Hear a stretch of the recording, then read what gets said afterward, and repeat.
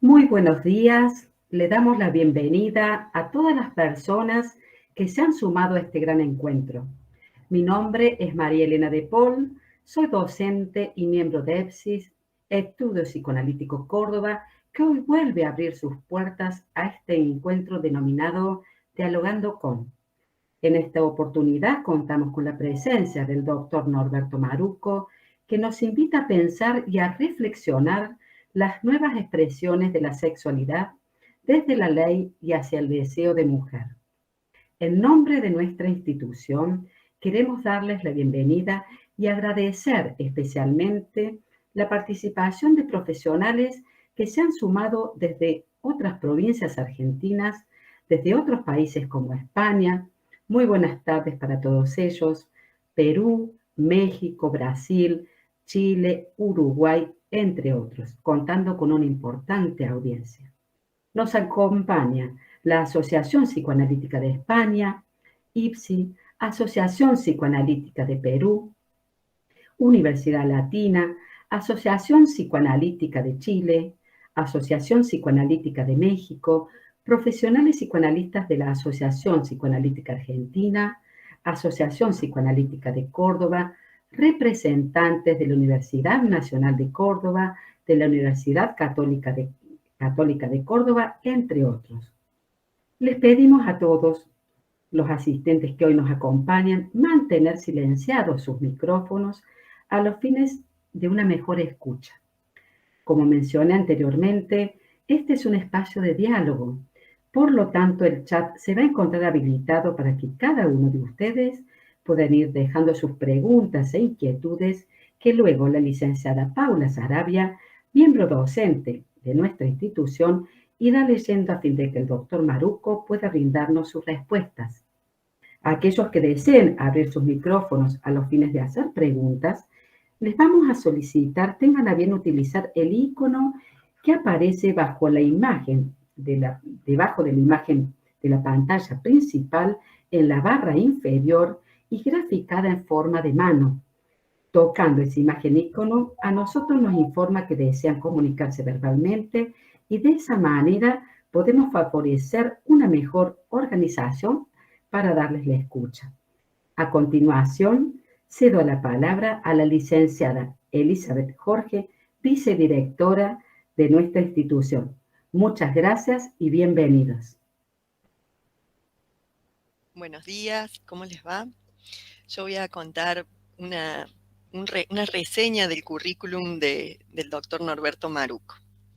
El doctor es miembro de la Asociación Psicoanalítica Argentina, APA, y miembro pleno de la Asociación Psicoanalítica Internacional. Fue presidente de la APA entre 2004 y 2008. Recibió el premio CONEX, Diploma al Mérito en Humanidades, disciplina Psicoanálisis, en 2006.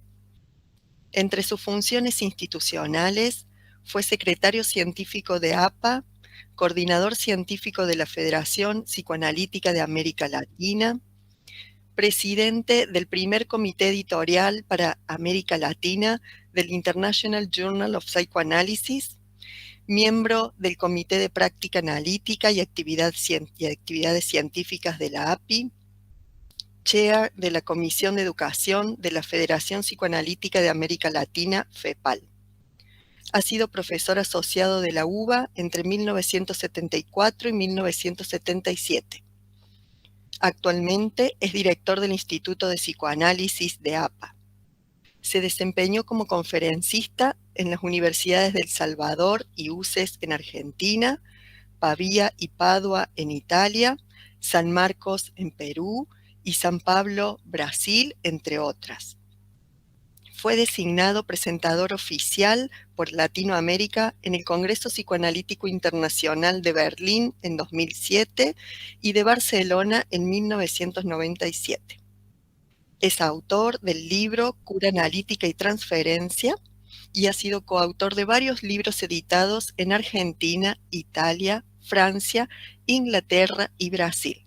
Es un gusto contar con usted, doctor. En este momento le cedo la palabra a mi colega Susana Villafañe.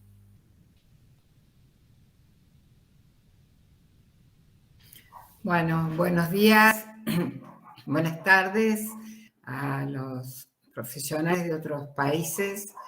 Quiero agradecer en nombre de todos los profesionales psicoanalistas que conformamos EPSI la generosa presencia del doctor Norberto Maruco. Es un privilegio contar con usted, doctor. El doctor Maruco es un estudioso de la metapsicología, caracterizándose por su creatividad en la investigación y transmisión del psicoanálisis. Sus ideas son el resultado de una intensa, profunda y comprometida interrogación de un largo camino que continúa transitando. Siendo la transmisión del pensamiento psicoanalítico el que ocupa una parte importante de su labor profesional, apunta a que sus teorizaciones puedan ser transmisibles, favoreciendo a un legado que contribuye a abrir caminos en la exploración metapsicológica. Introduce el concepto, entre uno de tantos, de zonas psíquicas como modos de comprender la clínica, ya que de cuya estructuración serían subsidiarias las distintas expresiones psicopatológicas. Para terminar, tomo una pregunta y una respuesta que el doctor Maruco plantea en su libro Clínica Analítica y Transferencia. ¿Qué hace un analista hoy ante momentos sociales y culturales en los que la realidad o la desmentida llegan a desmantelar el yo? Respondiendo, hoy tendrá que dejar el lugar de la omnipotencia, desacralizarse para trabajar denodadamente junto al paciente para ayudarlo a liberarse de su padecer. Muchas gracias nuevamente, doctor, y es un gusto un privilegio contar con su presencia. Le damos la palabra. Está silencio.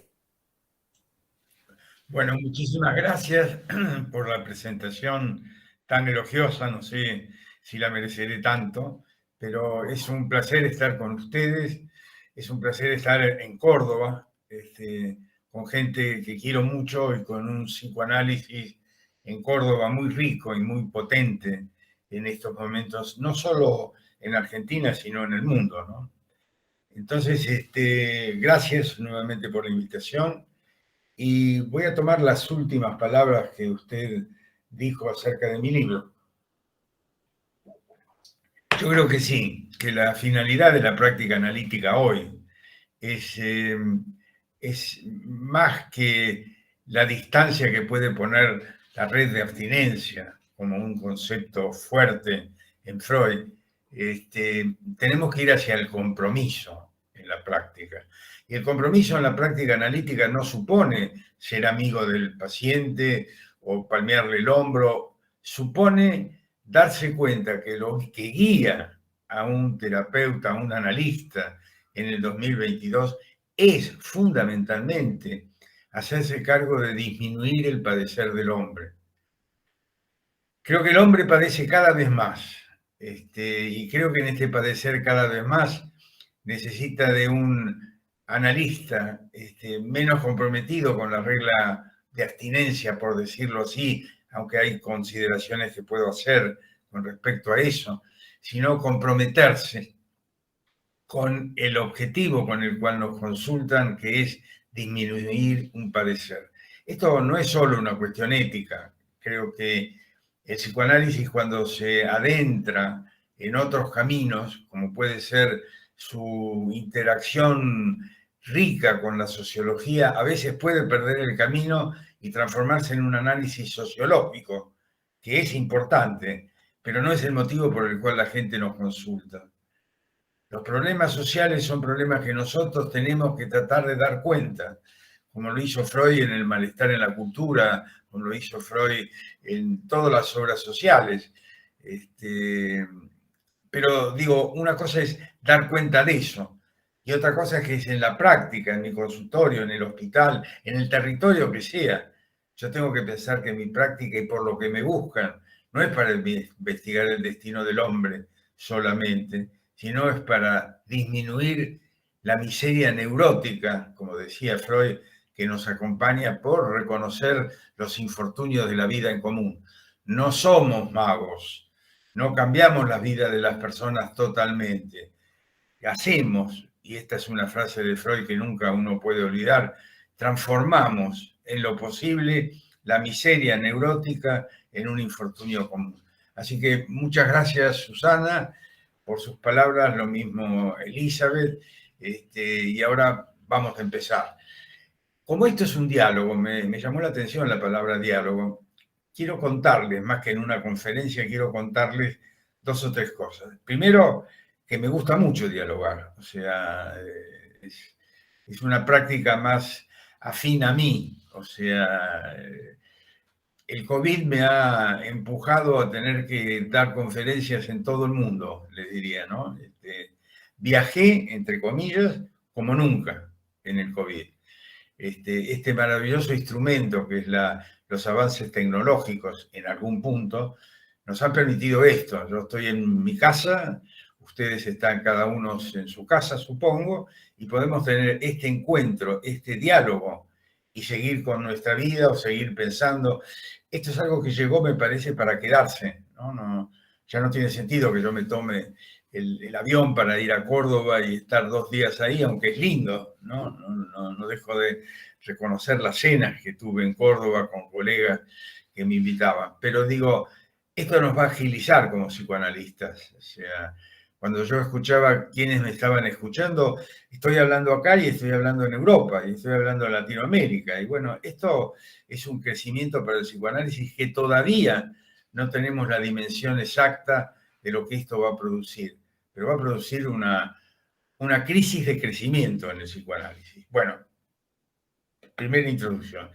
Segunda introducción, que la hago siempre que hablo. Quiero definirme ante ustedes lo que soy hoy como psicoanalista en el 2022.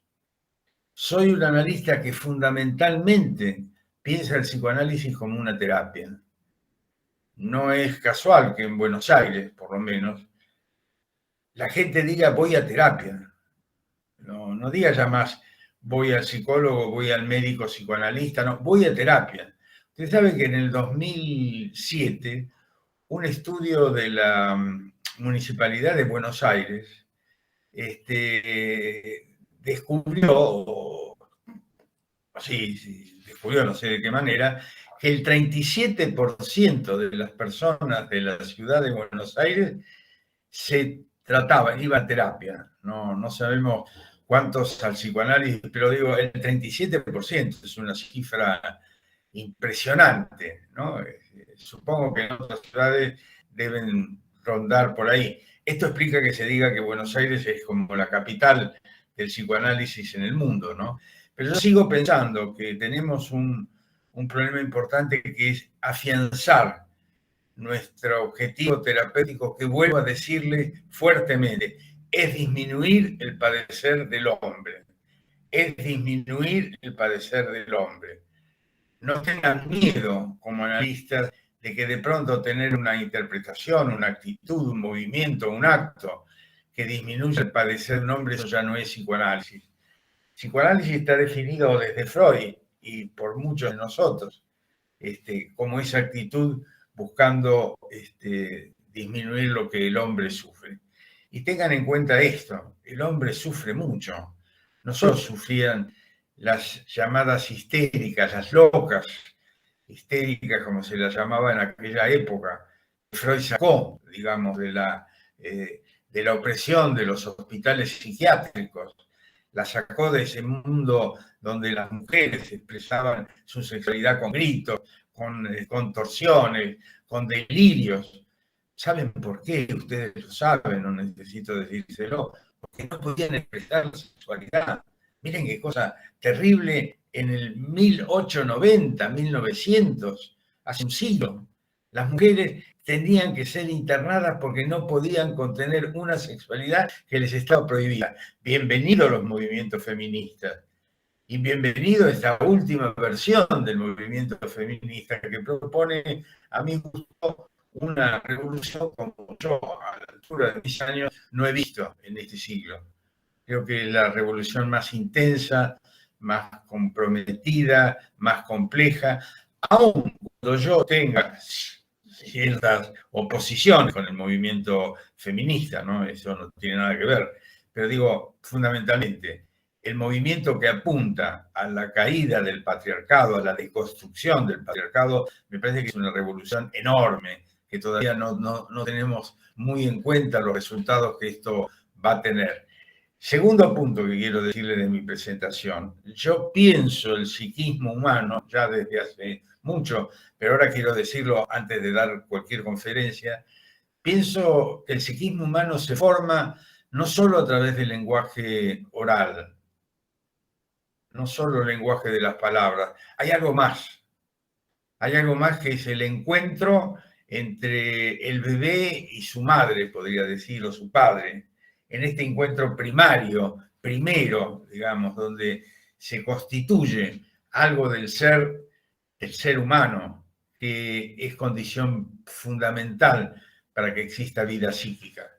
O sea, el lenguaje ordena, el lenguaje verbal es importante, es en donde nos movemos nosotros, pero sepamos que por debajo hay otras cosas que se mueven en el psiquismo y que nosotros tenemos que encontrarlas en un concepto que creo que es importante que se los adelante ahora, que es un concepto de Green que se llama contratransferencia imaginativa.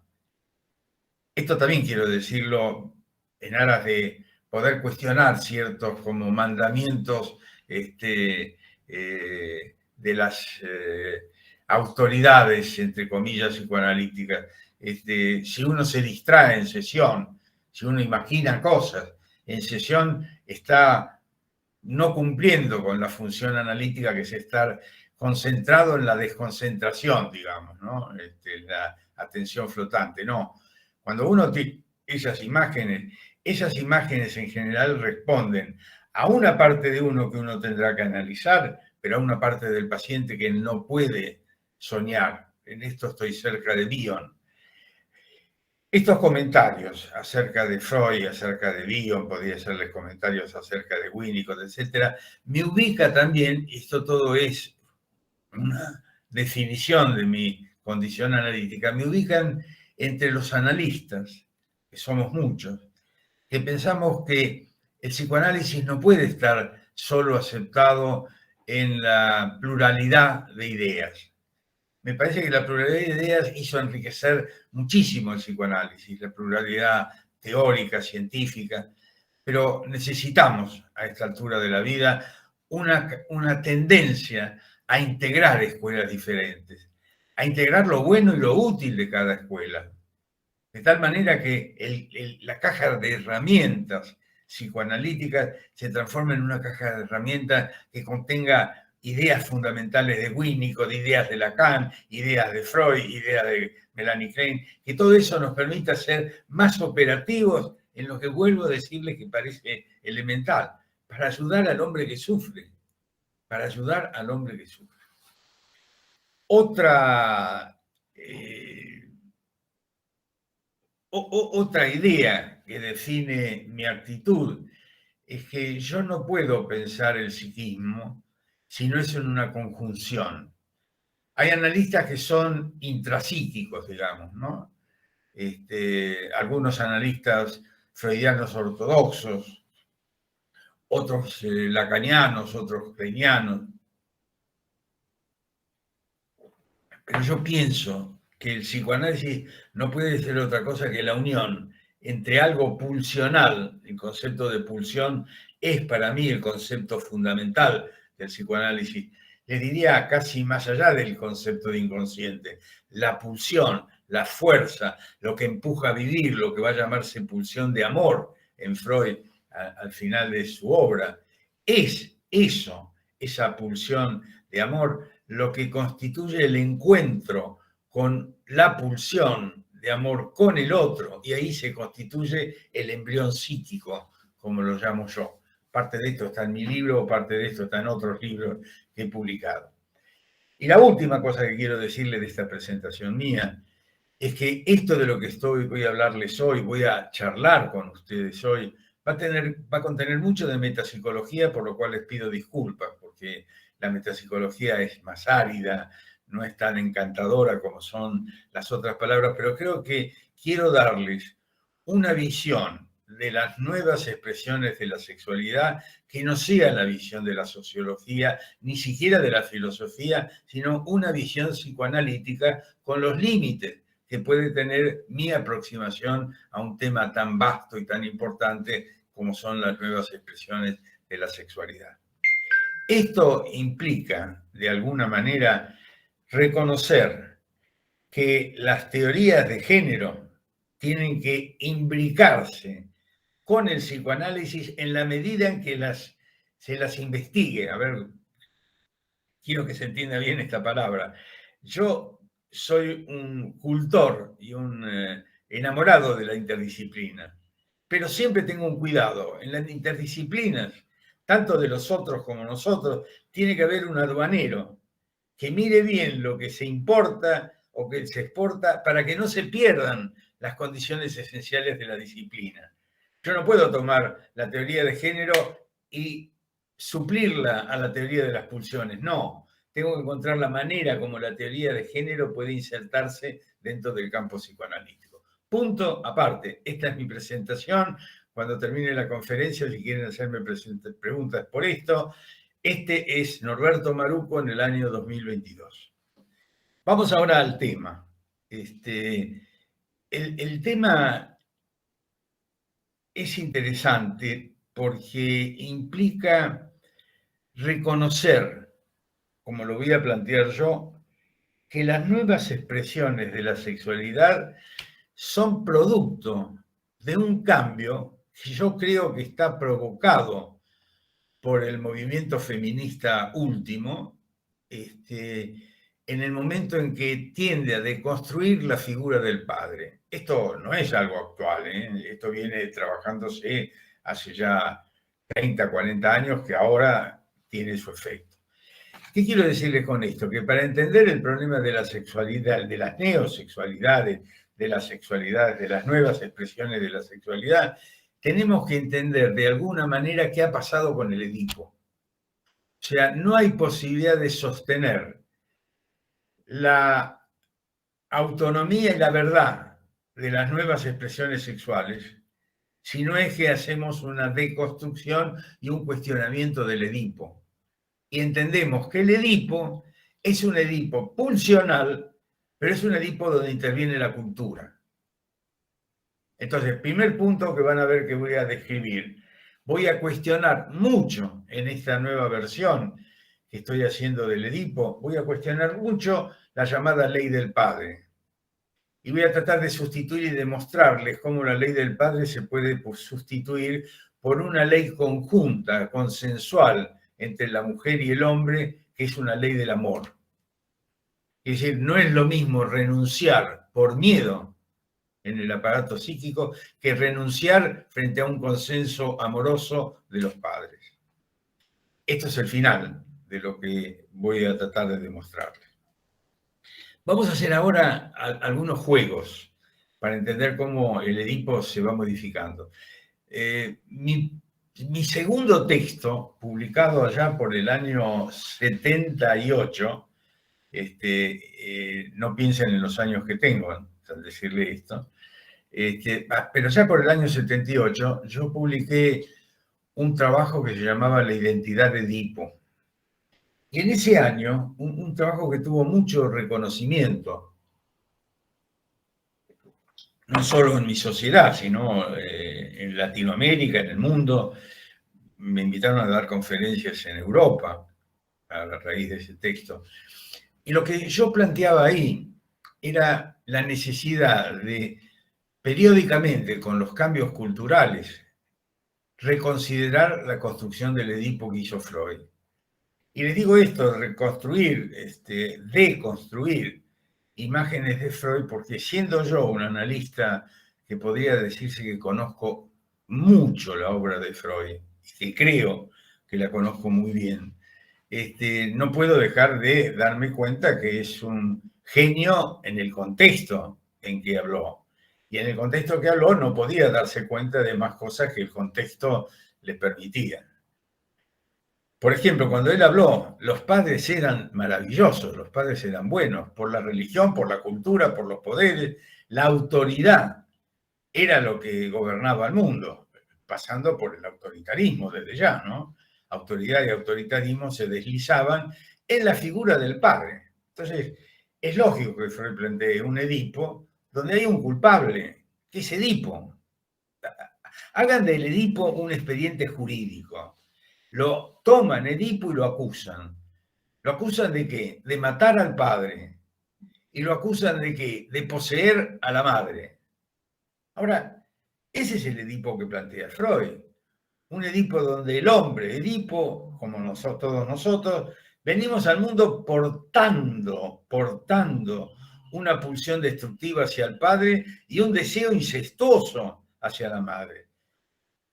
Bueno, en el año 22 o 23, cuando Freud redondea este Edipo, uno puede pensar, estaba bien, daba una explicación coherente a ese momento del sufrimiento humano. O sea, ¿qué había que hacer? Y había que aceptar la castración, la amenaza de castración por parte del padre. El padre le decía, vas a perder ese falo que te da una supremacía sobre el mundo y sobre la mujer que no lo tiene. La mujer, piensen ustedes que la diferencia sexual anatómica es una diferencia sexual que premia lo que tiene el hombre, el falo, y desprecia lo que no tiene la mujer, que es aparentemente ese falo. O sea, la mujer es una falta para Freud. Y ahí arma todo su andamiaje para entender la feminidad humana. Y fíjese un final de todo ese periodo. El final de ese periodo es que la mujer logra obtener ese falo perdido a través de tener un hijo. ¿Se entiende que en esa época lo que Freud describía era un momento cultural absoluto, que era que la mujer tenía como destino la maternidad? Muy pocas mujeres se salvaron de ese destino único. Cuando digo destino único, no digo que no haya otras mujeres que hayan hecho obviamente otras cosas, pero el destino cultural de una mujer, de una familia, antes que Freud, era casarla a su hija con alguien que la proveera, la cuidara, y que ella se debía a cuidar la casa, las amas de casa, no de otra cosa. Las otras cosas, los amos eran los hombres. Esta primera versión del Edipo tiene muchas complicaciones, y yo en el año 78 las denuncié. Por ejemplo, yo decía, si se abre un expediente donde se lo acuse Edipo, yo sería abogado defensor de Edipo. Yo me postularía como abogado defensor. Y al primero que llamaría a declarar es a Layo. Y cuando Layo declarara, porque no puede mentir Layo ante un juez, le preguntaría, ¿usted quiso matar a su hijo? ¿Usted lo mandó a matar? Y Layo me tendría que contestar que sí. Gran movimiento en la sala de tribunales, ruidos, comentarios, ¿cómo? ¿Lo mandó a matar a su hijo? No sabíamos nada. Edipo, entonces, el que lo mató en una trágica equivocación, era un tipo que el padre lo quiso matar. Cambia la acusación sobre Edipo. Y algo se desliza hacia la figura de Layo, que quiso matarlo. ¿Qué quiero decirle con esto? Que yo en aquel momento planteaba, Edipo tiene dentro de su cabeza, dentro de su psiquismo, tiene algo que podríamos llamar muchos años después la pulsión de muerte del otro, de Layo, metida adentro. Entonces, ¿es culpable por sus pulsiones? Sí, pero ¿es culpable por haber recibido las pulsiones del otro y transformarlo en un sujeto del inconsciente del otro? Bueno, yo planteaba en ese momento, en el 78, vuelvo a decirle, que además de eso se daba la situación de que cuando él quiere averiguar la tragedia por la que está pasando su mundo, su ciudad, todas las tragedias, la muerte de Layo, y le pregunta y quiere averiguar, Yocasta, que sabe toda esta historia, le dice: no averigües más, por favor, no preguntes más. Y lo dice ahí en el juzgado. Perdonen la metáfora, que yo la diga como tan real. ¿Qué pasa? No.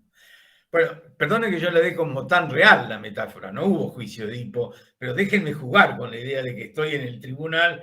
Bueno, de paso les digo que cuando yo era chico también quería ser abogado, además de psicoanalista. Entonces, yo la pongo a declarar a Yocasta y digo: ¿pero usted sabía lo que le pasaba a Edipo? Y sí, ¡pum! Otra vez murmullo en la sala, el juez se pone incómodo porque ya tenía arreglado acusarlo a Edipo, y de pronto dice: pero no, ahora me doy cuenta de que la influencia de Layo y Yocasta constituyen a Edipo, son responsables de lo que le pasó a Edipo. La responsabilidad de Edipo no termina en su pulsión, termina en la pulsión del otro también, la pulsión de él y la pulsión del otro. Como ustedes se imaginan, esta postura mía en el año 78 fue muy cuestionadora, ¿no? Lo que yo estaba cuestionando eran dos cosas subyacentes a eso. Una cuestionaba la idealización de los padres. Los padres no eran tan maravillosos como uno creía armarlos en la novela familiar. Y la otra es que los analistas eran personas que podían tener sentimientos como los de Layo. Esto me trajo algunas complicaciones, porque, digamos así, yo siempre pertenecí a la corporación psicoanalítica, quiero decir, siempre estuve en instituciones psicoanalíticas. Pero decir que los analistas podían ser Layo o podían ser Yocasta como estructuras en el mundo era complicado en aquella época, pero creo que es así. Lacan viene después y revalida esta idea. Uno es el deseo del otro. Esto es lo que yo le digo como una idea, ayudada por parte de otra idea, configuran ideas integradoras que hacen más efectivo el trabajo analítico, la operación analítica, la terapéutica psicoanalítica.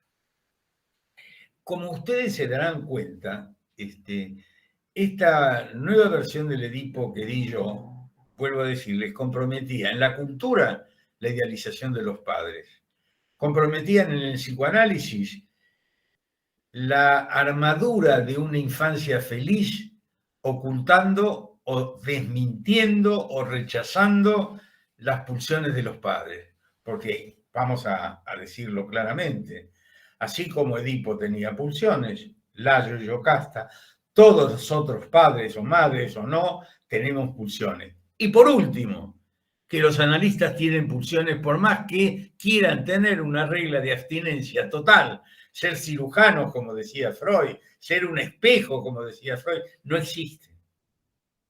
Todos nosotros tenemos pulsiones y tenemos que saber qué hacemos con esas pulsiones. Tener cuidado que nuestras pulsiones no los lleven a Edipo al camino que tuvo Edipo. Estamos siempre en un tribunal, digamos, el tribunal transferencial contra transferencial. ¿Vamos bien así? Vamos ahora a otro paso. ¿Qué es lo que busca Freud entonces? Ustedes saben, miren lo que es la fortaleza de la idealización, ¿no? Porque yo estoy diciendo todo esto y hay una parte mía que piensa: no está siendo muy duro con Freud, como si hubiera que defenderlo a Freud más allá de la defensa propia que tiene el genio de Freud, ¿no? Porque yo soy de los que creo que Freud fue un genio frente a los demás analistas posteriores a Freud. Las cosas que pensó Freud son muy difíciles de imaginar que una persona común pueda pensarlas.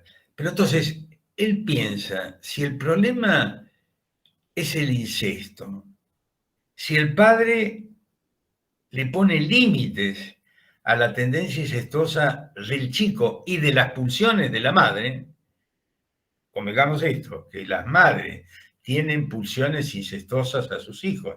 No es solo de sus hijos con su madre, ¿no? Convengamos, otra vez me meto dentro del consultorio de cualquiera de ustedes sin que me vean y digo, entre ustedes y sus pacientes no hay solo transferencias eróticas de los pacientes, también hay transferencias eróticas de los analistas a sus pacientes.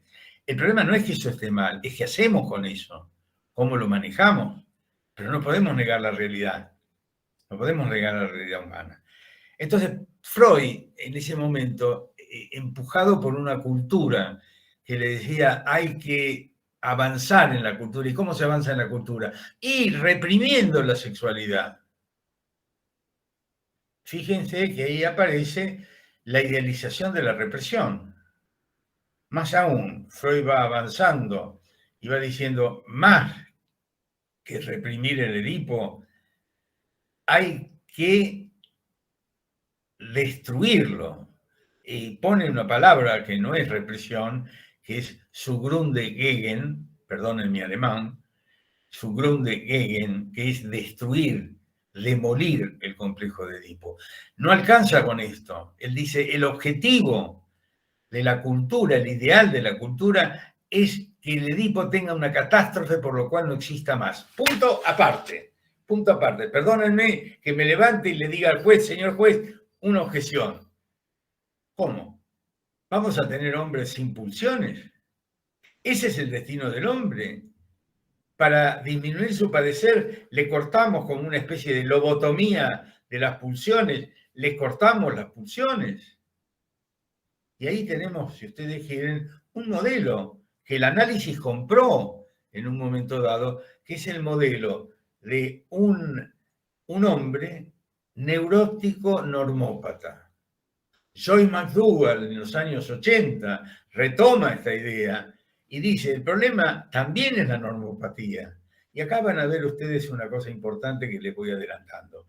Las nuevas expresiones de la sexualidad hace 40 años eran perversiones.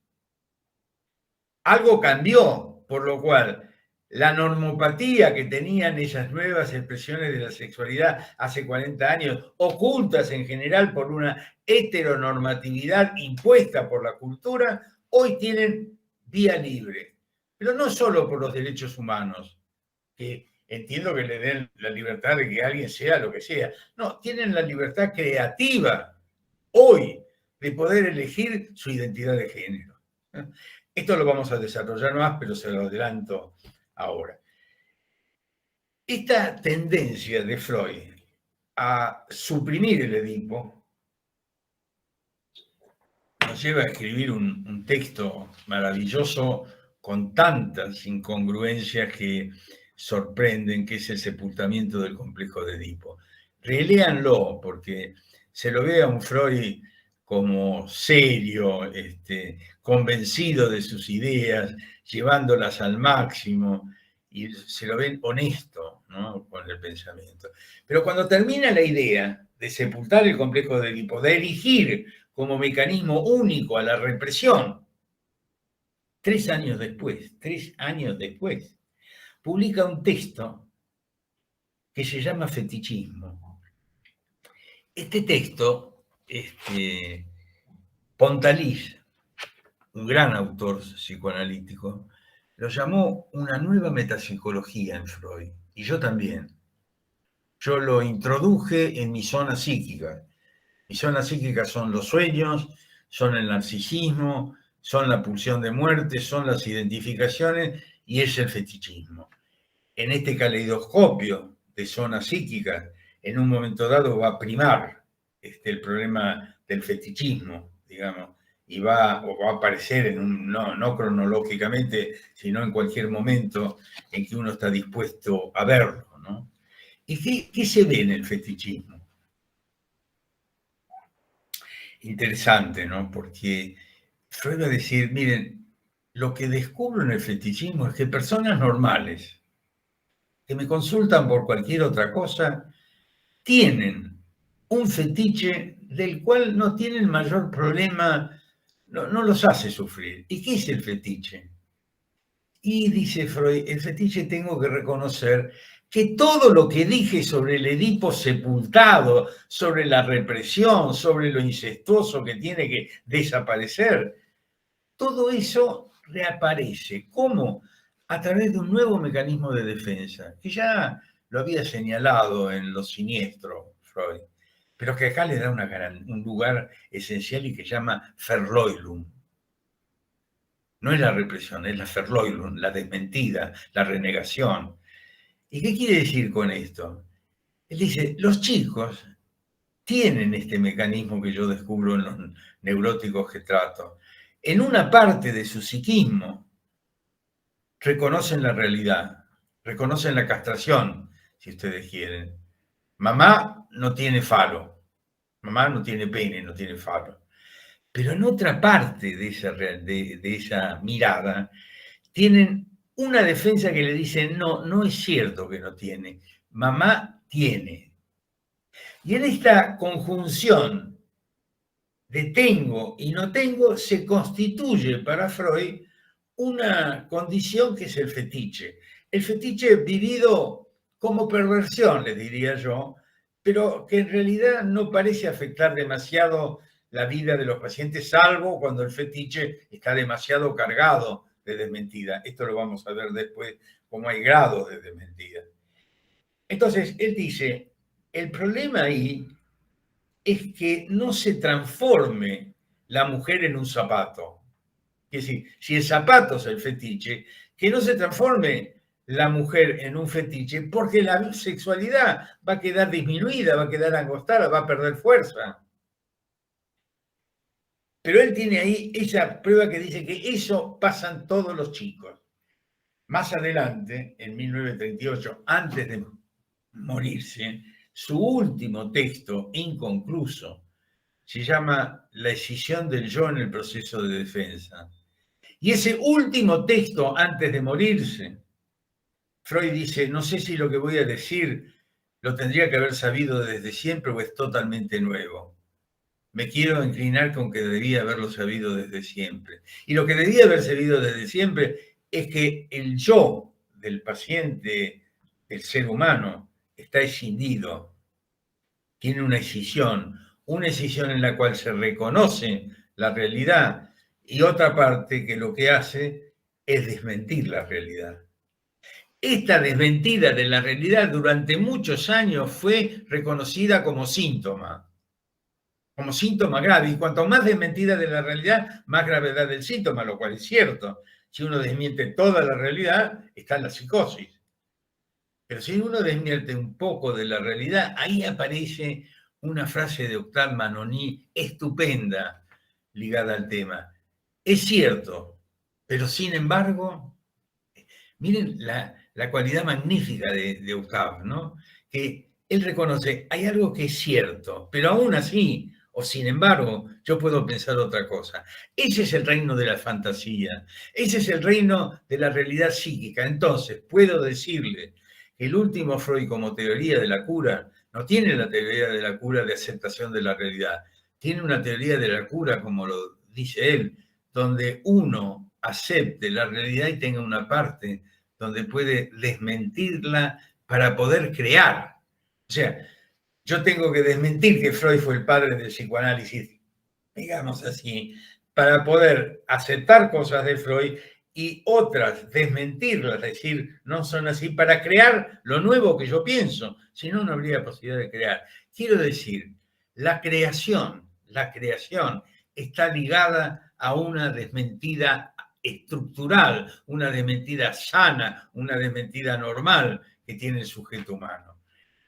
Quiero decir que yo fui el primer analista que en Latinoamérica habló de desmentida, al mismo tiempo que Octave Manoni en Francia. Pero les digo esto, si no aceptamos las desmentidas, si no hubiéramos aceptado la desmentida, y ahora voy a explicarles cómo se llega a aceptar la desmentida como estructural, como humana, como normal, si no hubiera habido esto, no habría habido creación. Seríamos normópatas neurotizados, algo así como lo que Joyce McDougall llamaba alegato por cierta anormalidad. El alegato por cierta normalidad es poder tener fantasía ante la realidad que me impide tenerla. Ustedes son muy jóvenes, pero deben conocer igual a Mafalda. Mafalda fue una figura icónica de mis épocas más jóvenes, donde era realmente Quino uno de los tantos genios que hay en el mundo, pudiendo mostrar a una nenita y su grupo de amigos con una profundidad que es muy difícil que se vuelva a repetir. Mafalda tenía un hermanito que se llama Miguelito. No, un amigo se llama Miguelito. Tiene el hermanito que es más chiquito. Miguelito es un chico encantador, aparentemente un loco lindo, aparecería en la serie, ¿no? Entonces, Miguelito va caminando por una calle donde hay una plaza. Entonces él mira la plaza con alegría. Cuando se acerca a la plaza, hay un cartelito que dice: prohibido pisar el césped. Entonces él se queda parado y dice: ¿qué me importa si yo tengo mi propio pastito interior? ¿Entienden O sea, ese propio pastito interior es producto de la desmentida. Hay un yo, Miguelito, que se cinde entre aceptar la realidad de no pisar el césped, pero crear una realidad interna, una realidad psíquica. Esto es el crecimiento humano y esto es también disminuir el padecer de las prohibiciones. Para centrar esta última idea, yo creo que todo lo que venga con aires de prohibición prohíbe el deseo. Todo lo que venga con el espíritu de que alguien le haga a uno sentir que no está prohibido, eso es creatividad. Ahora le voy a decir, para mí, ¿quién es la que no prohíbe del todo? La madre. Mejor dicho, más que la madre, la mujer que hay dentro de la madre. Vamos avanzando. ¿Me siguen hasta aquí bien? Perfecto. Perfecto, bueno. ¿Cómo? Cuando se produce esta desmentida, ocurre para mí una reformulación del Edipo. O sea, porque para Freud la desmentida de la madre era, al principio, una perversión. Para muchos del psicoanálisis, hasta actual en algunos, digamos, la desmentida sigue siendo un juicio de la perversión. Por ejemplo, me parece que algunos lacanianos ortodoxos siguen pensando la desmentida como una perversión, ¿no? Entonces, siguen aferrados a la diferencia de los sexos, lo que delimita. Si yo reconozco que soy hombre, todo lo que me permite a mí, o me quiere hacer a mí, ser travesti o ser trans, es una perversión. Hola, Lisa. ¿Cómo le va? Qué placer verla. Bueno, lo que yo le quería decir con esto es que entonces tenemos que preguntarnos quién permite que la represión, que fue el dios de las defensas psicoanalíticas, ceda lugar a algo que estaba ubicado en las perversiones.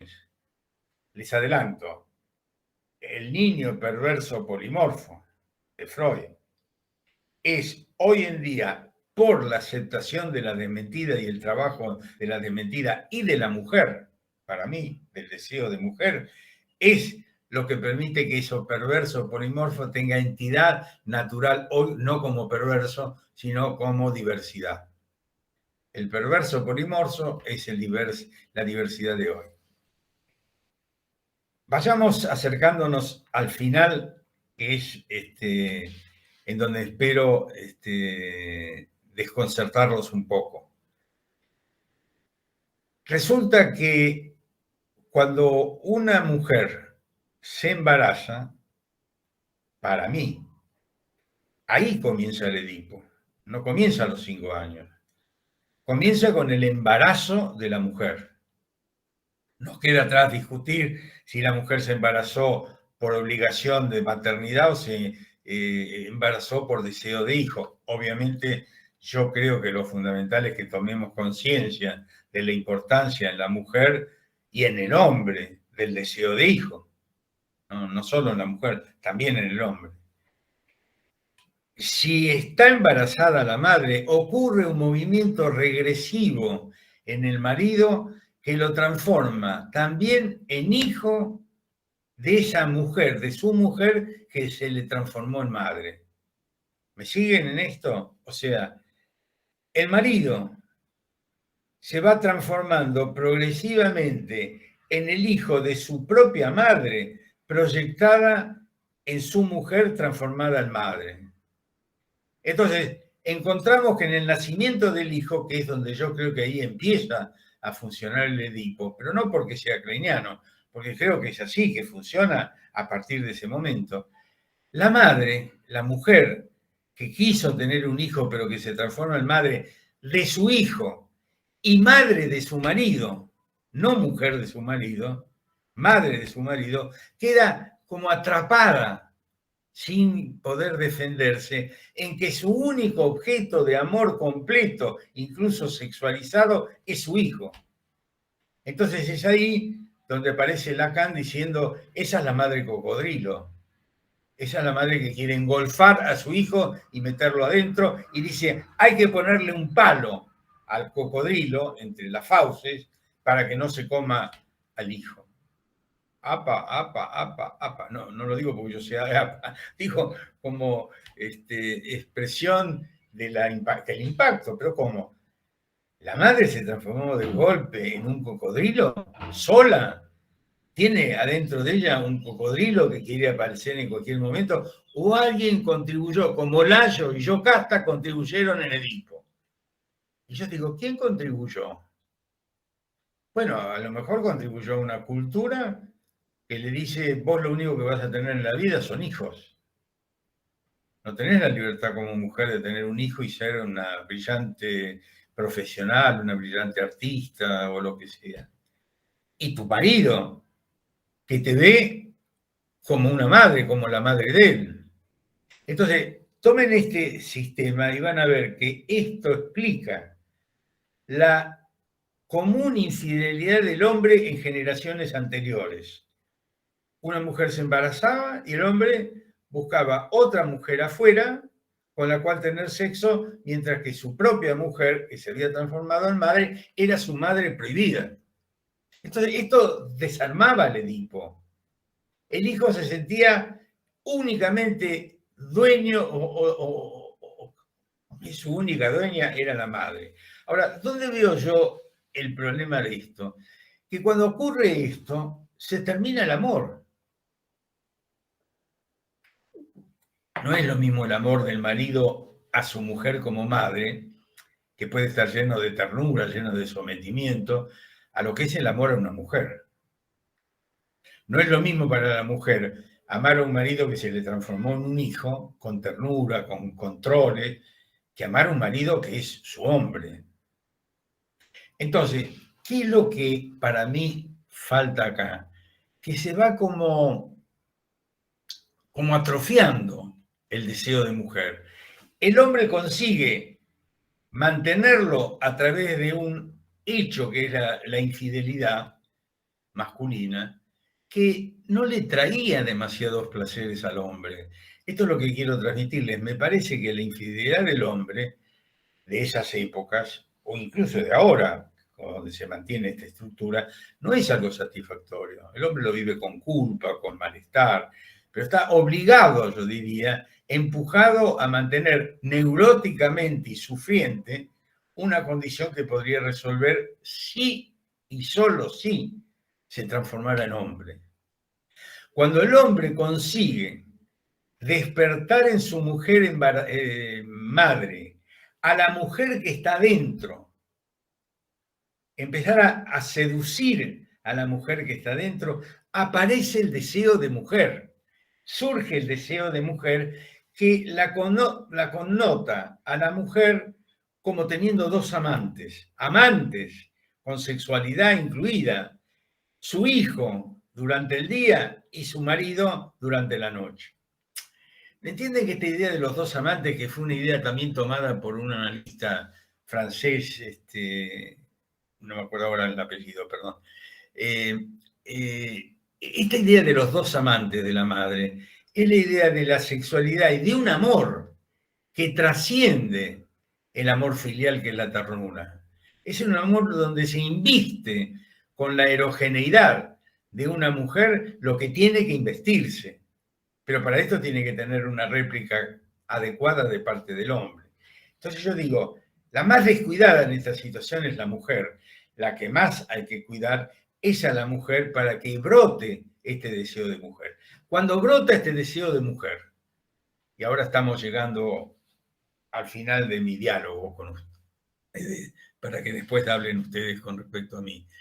Cuando ocurre esto, la mujer, la madre, que volvió a hacerse mujer y que tiene como amante al hijo y al marido, cuando el marido viene a imponer la ley, no te acuestes en la cama con tu madre. ¿Qué hace la mujer con deseo de mujer? Para mí, la mujer con deseo de mujer le dice al niño, tu padre tiene razón, pero al mismo tiempo le guiña el ojo. El guiño de la madre es el título que va a tener mi trabajo que estoy escribiendo, ¿no? Este guiño de la madre hacia el hijo es un guiño que tiende a esto. No es una desautorización del padre, sino que es una apertura a la desmentida de la castración que anuncia el padre. No hay amenaza de castración, hay un poquito de amenaza de castración. Andá a dormir a tu cama, pero mañana podés estar conmigo. Esta posibilidad del deseo de mujer con el deseo de madre, de poder estar con los dos, con el padre, con el marido y con el hijo, constituye un nuevo Edipo. ¿Por qué? Porque el superyo que se conforma en el final del complejo de Edipo tiene, permítanme hacer porcentaje, un 15% de porcentaje con respecto al miedo a la castración. Esto no se puede y no se puede. Y tiene un 90% que es límites dados por el amor, que es distinto.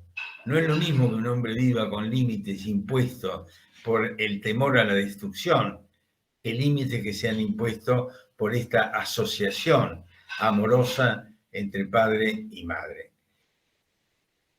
Bueno, me voy a quedar aquí y dejar que en las preguntas podamos desarrollar más. Espero que les haya resultado grato y comprensible. Sí, doctor, totalmente grato, comprensible, interesante. Los invito a que quienes quieran ir escribiendo algunas preguntas por el chat, se vayan animando. Yo las voy a ir leyendo, así lo hacemos de manera ordenada. Sí. Una cosa que me olvidé de resaltarles, se los había dicho antes. En esta desmentida de la castración que hace la madre estimulando el uso de la desmentida, su propia desmentida de la castración y la desmentida que produce en el hijo, deja abierto en esta desmentida de la castración, que no hay castración, deja abierto la posibilidad de elección de género de cualquiera de sus hijos. Ahí está la libertad de elección. No es que si yo soy trans, me van a cortar algo, me van a matar, me van a destruir. Cada vez más hay más derechos para que el trans, el travesti, el homosexual o lo que sea puedan estar habilitados. Pero ¿quién los habilita? No es la ley del padre, es la desmentida de la madre. Vení un poquitito, a la noche te vas, porque estoy con tu padre. A la mañana yo te abrazo, te agarro, te acaricio. Eso es lo que da libertad. Bueno, hermoso. Un comentario mientras van escribiendo las colegas y los colegas en el chat. Pensaba en esto de es cierto, pero sin embargo, ¿no? Como la frase entrecomillada que habla de la desmentida, que es necesaria también como potencialidad creadora que traía para vivir en este mundo, todos nosotros, ¿no? Tan hostil, el capitalismo salvaje, las economías y demás, si no podemos decir de momentos, todo esto está muy mal, pero puedo contar otra cosa, estaríamos como muertos, como sin deseo. Exacto, esa es la normopatía. O sea, Claro. si usted lo piensa, es un mundo sin deseos. Usted sabe que hay una novela que se la recomiendo, que se llama 1984, una excelente novela, donde el autor alude a un mundo distópico, ¿no? Que iba a ocurrir en 1984, es una novela del 1940, por ahí, donde todos los hombres son sujetados por el Big Brother, el hermano mayor. Este Big Brother va censurando todas las pulsiones, va haciendo reescribir nuevamente el pasado, empuja a odiar a determinadas personas. ¿Y saben lo único que puede desatar esta amenaza de castración que tiene este Big Brother continuamente? El amor. Una pareja de esa gente sometida, se le despierta el amor, algo del deseo de la madre, del deseo de mujer, del deseo de mujer en alguno de los dos, ha despertado este amor. Y este amor voltea, el amor voltea el autoritarismo. Entonces, piensen esto, porque estamos en una cultura que tiende a veces a dificultar el enamoramiento con un engaño del super-yo. El engaño del super-yo le dice a la pulsión, satisfacete, cuando quieras, donde quieras, como quieras, pero olvídate del amor. Entonces, lo que yo digo es que o sea, cuando yo pienso que las nuevas expresiones de la sexualidad surgen de una desmentida estructural, normal, sana, vivificante, lo que estoy diciendo es que esa nueva admisión de un género o lo que sea, contenga las vicisitudes del amor. Pero esto es otra historia, es otra conferencia.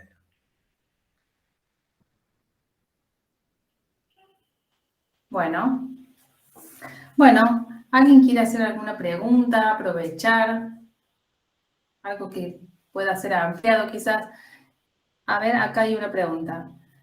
Parece haber un comentario, no sé. Parece haber una relación entre lo que usted plantea como desmentida de la castración de la madre respecto del hijo con la afirmación de Miller sobre la feminización del mundo unido a la caída de la figura paterna. ¿Me la puede leer la última parte que no escuché bien? Sí. Leo por las dudas todo junto. Parece haber una relación entre lo que usted plantea como desmentida de la castración de la madre respecto del hijo con la afirmación de Miller sobre la feminización del mundo unido a la caída de la figura paterna. No entiendo la palabra feminización, ¿cómo dice? Del mundo. Feminización. Feminización, sí. Yo tengo bastantes acuerdos con Miller en algunos puntos, ¿no? En esto podría dar esa versión. Yo trato de no generar la versión del capitalismo para explicar todo esto, ¿no? El capitalismo como orden de goce, por ejemplo. Me parece que clínicamente es una idea que no podemos dejar de usar en la clínica de hoy, en los pacientes de hoy que atendemos. Esto vuelve a hacer pensar para mí en un psicoanálisis integrado. No podemos tener a Miller por un lado, a fulano por el otro. No, si lo de Miller es bueno para todos, digamos, ¿no? Si esto que yo digo del Edipo es bueno para todos, es para que lo usen. Pero creo que sí, que Miller, yo creo que Lacan lo comprende esto, aunque de una manera más oscura. Cuando él habla del goce, Lacan habla del goce, les aclaro que Lacan no habla de goce, habla de gozo. Jouissance en francés, jouissance, gozo. Cuando él habla del goce, para mí, habla de una mujer, madre, que no tiene deseo de mujer y que obliga al niño a aceptar o toda la castración o nada de la castración. Entonces está un niño hundido en la normalidad de Joy McDougall o en el exceso de goce, donde todo puede lograrlo porque no hubo nada de reconocimiento de la castración por parte de la madre. Claro, esto responde a una feminización de la cultura, pero no es que el padre con la amenaza de castración instauraba una vida mejor, no, instauraba una vida de miedo. Las cosas se hacían por miedo, no creo que eso sea bueno para el hombre. Tiene que haber una parte de miedo, si ustedes me permiten que me extienda, que tiene que ver con lo jurídico. O sea, la construcción jurídica en el mundo proviene de la amenaza de castración en términos psicoanalíticos. Hay amenaza de castración, no está permitido matar a nadie. La cultura crea el discurso jurídico que dice, a un tipo que mata al otro le tocan de 8 años a 16 años de cárcel. Ahí tienen claramente, amenaza de castración, yo no la cumplo, castigo. Ahora, yo les pregunto, ¿la vida tiene que ser así? Digo, ¿cómo? Si yo quiero tener una plaza como Miguelito, por pensar que quiero tener una plaza o que la tengo dentro mío, ¿tengo que ser condenado? Porque no soy condenado por lo jurídico, soy condenado por la iglesia. Miren qué interesante. La iglesia dice, uno peca con la fantasía, con el deseo. Miren los movimientos que hay para impedir, yo diría, la satisfacción natural del hombre. Imagínense lo que debía ser para la iglesia hace, yo qué sé, 500 años atrás o lo que sea, las nuevas expresiones de la sexualidad, un travesti, un homosexual, cuando ellos tienen en la iglesia problemas muy graves con la pedofilia. O sea, no estoy acusando a los sacerdotes de la pedofilia, estoy diciendo que es un movimiento incontenible.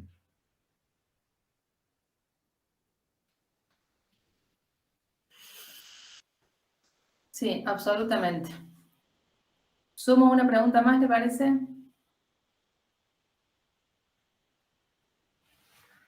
Leo. Tere Rubín, que es una amiga de la casa, dice, un placer escucharlo. Quisiera preguntar su opinión sobre el tema de personas muy jóvenes trans y un apuro de ciertos profesionales en estimular operaciones corporales y cambios de nombres en lo legal. Esto sin escuchar el padecimiento del o la persona. Hablo de una situación concreta, quiero decir, de una situación actual. Sí, muy buena pregunta, porque es lo que nosotros podemos ver en nuestros consultorios, son consultas que nos pueden llegar a nuestro consultorio. Yo les voy a dar mi opinión personal, o sea, porque en esto hay mucha discusión.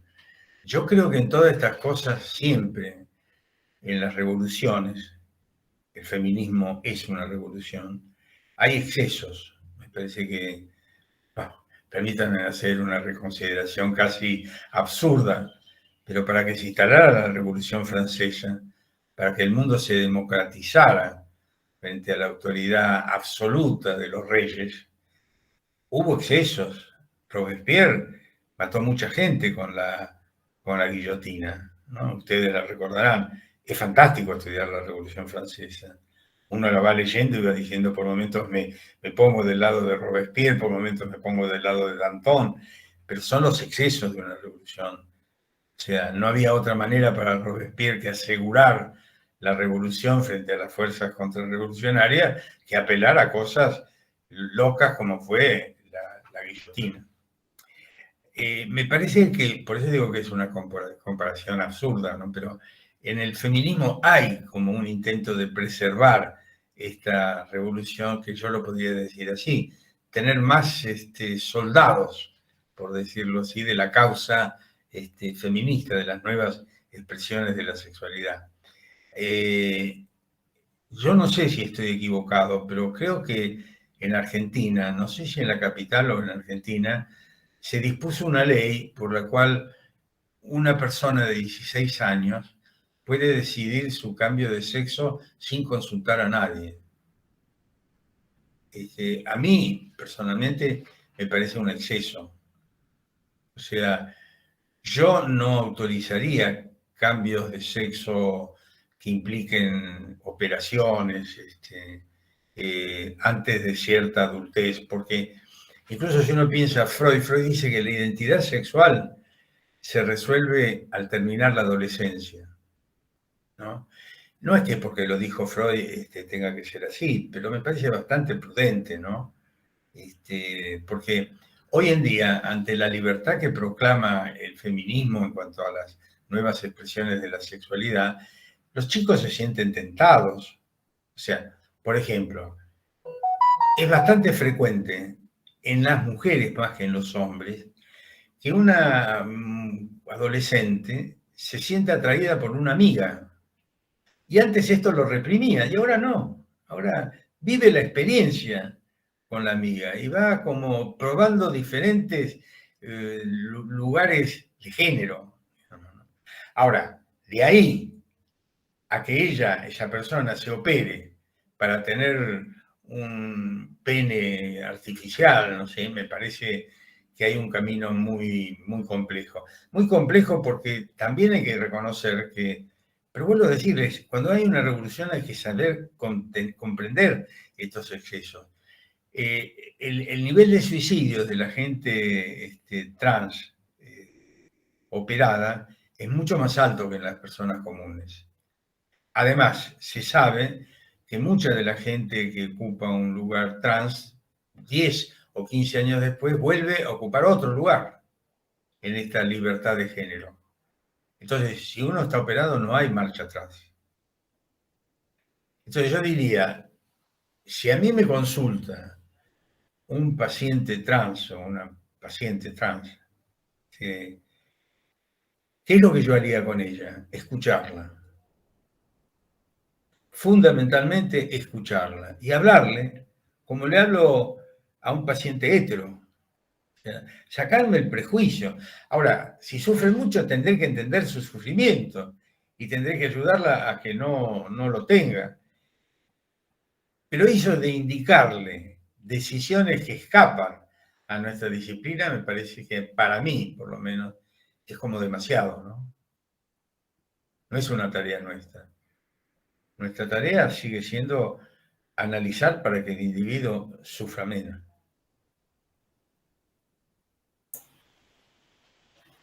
Bien. Aparece otra pregunta que tiene relación con esto que venía diciendo. Dice Claudia Castro, buenas, muy linda la presentación.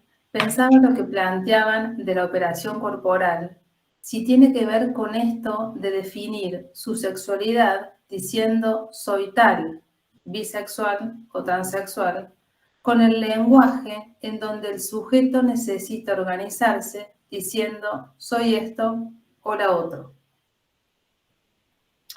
Otra vez, linda pregunta, ¿no? Permitiría una expansión en la posible respuesta muy alta, pero voy a tratar de ser más sintético, ¿no? Hay algo que nosotros necesitamos, que es decir yo soy, pero tengamos en cuenta que cuando uno viene a una consulta, viene ya, yo diría, con una resquebrajadura en el yo soy. Yo soy hombre, pero siento, yo soy mujer, pero siento, o yo soy mujer y hombre. Hay momentos en que me siento hombre y momentos en que me siento mujer.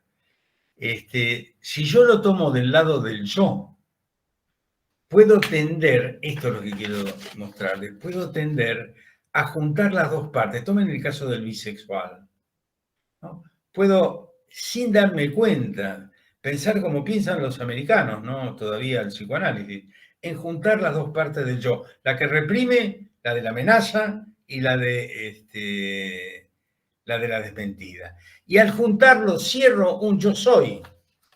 No, ahora me di cuenta, yo soy heterosexual, yo soy homosexual. Y a lo mejor es así, es bisexual. Lo que uno podrá entender es que él ha elegido eso, puede elegir otra cosa en la vida, como cualquiera de nosotros. Piensen que el objeto es contingente. Esto es uno de los grandes descubrimientos de Freud. El objeto es contingente. Y van a ver que en estos años, cada vez más, va a aparecer cambios de género en personas de la mediana edad, no solo en adolescentes. Cuando esto siga progresando, y lo vamos a ver en algún momento como natural, salvo cuando hay un exceso de guiño de la madre o cuando no hay guiño de la madre. Cuando hay un exceso de guiño de la madre, puede haber un transpsicótico, puede haber un bisexual psicótico, como hay heterosexuales psicóticos. No traten de unir el género con la psicopatología porque no va. Lo que va es que los excesos en el manejo de la desmentida de la madre, del guiño de la madre, si vivimos en un exceso de guiño de la madre y vivimos cerca de la psicosis. Por eso que yo digo que para que haya un guiño adecuado de la madre, tiene que estar, sin duda, el amor sexualizado con el padre. Por eso que a mí me preocupa en esta década, que estamos viviendo en este siglo, el problema de la falta de amor. Porque es el amor lo que protege al hijo. Es el amor el que ayuda al hijo. No es el límite ni el miedo. Esto quiero dejarlo como resultado final de esta charla. No es el miedo el que ayuda al niño, es el amor. Y para que haya amor tenemos que luchar contra todo aquello de la cultura que ataca el amor.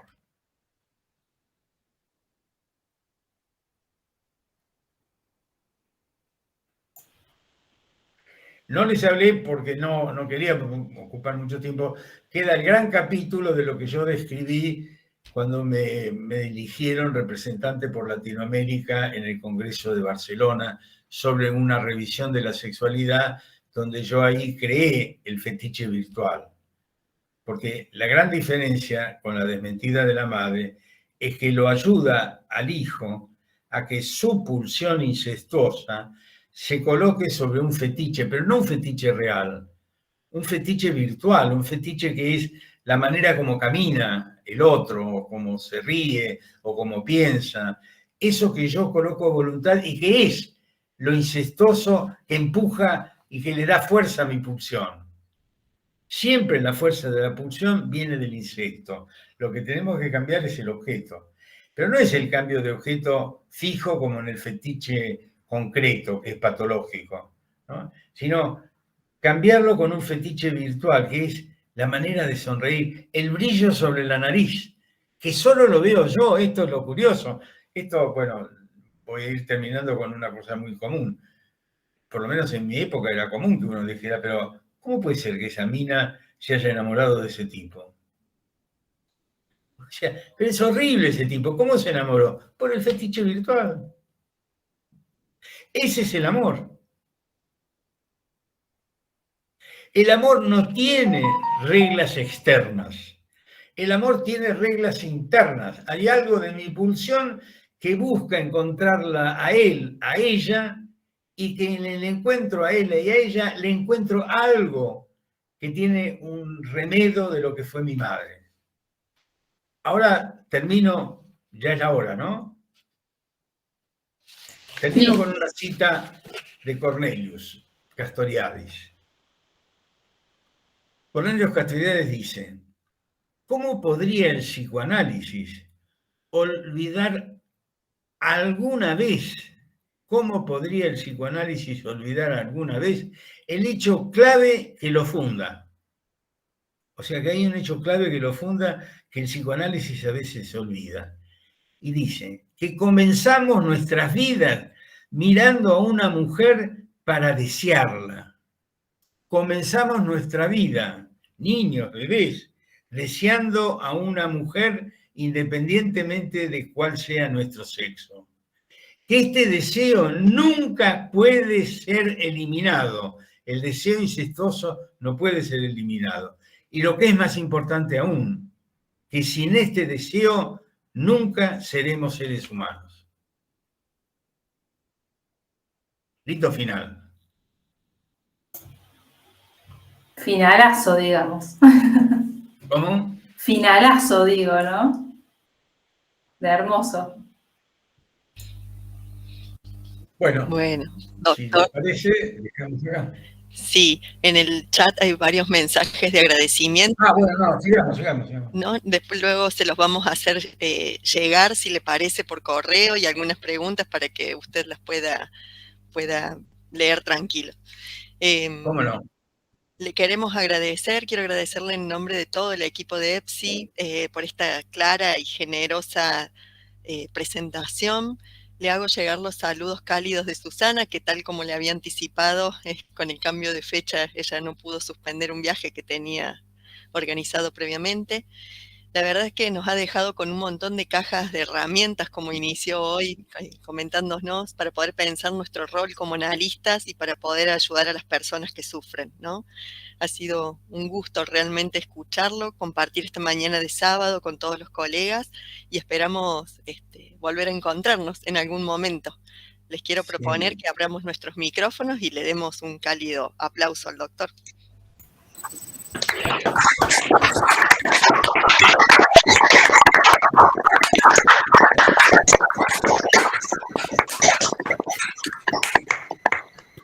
Bueno, ha sido un placer estar con ustedes. Por supuesto, en algún otro momento nos podemos encontrar, pero fue muy lindo poder transmitirles esto que dentro de un tiempo va a estar escrito. Ustedes tuvieron la primacía de escuchar. Ha sido un honor y le agradecemos. Saludos a todos. Muchas gracias, Adrián.